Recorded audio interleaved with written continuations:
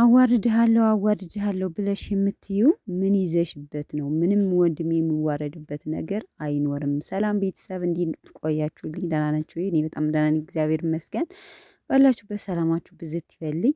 እንግዲህ ወንድም ጥላ ነው፣ መከታ ነው፣ ትልቅ ወንድም ለዛውም የሚባለው እውነት ነው።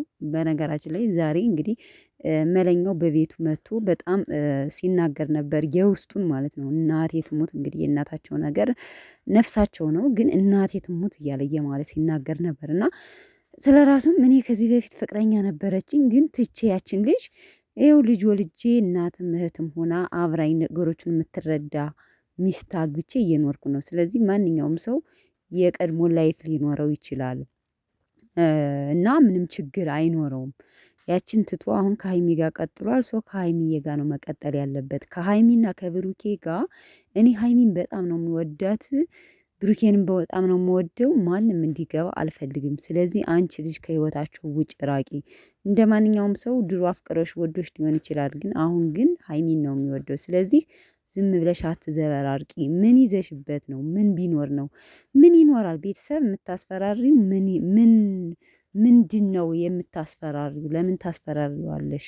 ምንም የሚዋረድበት ነገር የለም። አዋርድሃለሁ ትያለሽ። ምንም የኔ ወንድ የሚዋረድበት ነገር የለም እያለ እንግዲህ የውስጡን በጣም ሲናገር ነበረ።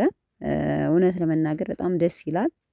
ቤተሰብ፣ ጨረቃ ፋሚሊ፣ እህት፣ ወንድም፣ ጓደኛ በቃ ከሀይሚ ጋር እንዲለያይ አይፈልግም። ሶ እንግዲህ ጠበቃቸው የሀይሚና የብሩኬ ብዙ ነው። እንግዲህ አብዛኛው እየተሳደበ ያለው ልጅቱን ነው። ቅድም በለቀቁት ቪዲዮ ደግሞ ብዙዎቻችሁ እርጉዝናት፣ እኔ ግን የተረገዘው ከማን ነው ነው? አረ ያንተ ልጅ ነው ብላ እንዳትመጣብንና ጉድ እንዳይፈላ ቤተሰብ። ሌላውስ ሌላ ነው። እኔ የሚያስፈራራኝ እርጉዝ መሆኗ ነው ያስደነገጠኝ። ምን ምክንያት ነገሩ በጣም እና ቤተሰብ እያስፈራራኝ ያለው ያው ልጅቷ ሲጀመር ያው ከኔ ጋር በውስጥ እያወራህ ለምንድነው ካሜራ ፊት ለፊት ብዙ ነገር ማለት ምንም እንደማናወራ ምናምን እንዲህ ብላህ የምትለው እያለች ስለሆነ ልጁ ያንተ ነው ብላ ፍጥጥ እንዳትል ነው የፈራሁት እኔ ማለት ነው። ምክንያቱም እንደምናያት ከሆነ ልጅቱ በጣም አይናውጣ ናት። ምክንያቱም ከእሷ ፊት ሌላ እኔ ጋር የምታወራው ሌላ እያለች ነው እየተናገረችው ያለችው ማለት ነው። እና ከቅድሙም በጣም ብዙ ልጆች እርጉዝ ናት እሷ ናት ምናምን ስትሉ ነበረ። የፈራሁት ነገር ይሄ ነው። ለማንኛውም ግን ያው ዙሮ ሀይሚና ብሩኬ መቼም አይለያዩም።